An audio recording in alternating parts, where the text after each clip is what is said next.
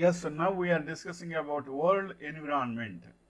In that we are discussing about the big picture. What is that big picture? We are using the equivalent of 1.6 S Earths to maintain our current way of life, and ecosystems can't keep up with our demands.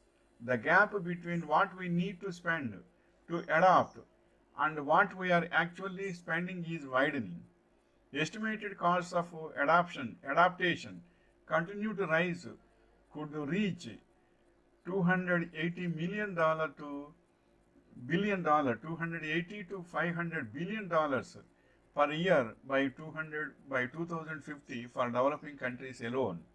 Individuals, civil society must play a key role in raising awareness and urging governments and the private sector to make large scale changes. That is the information regarding the environment.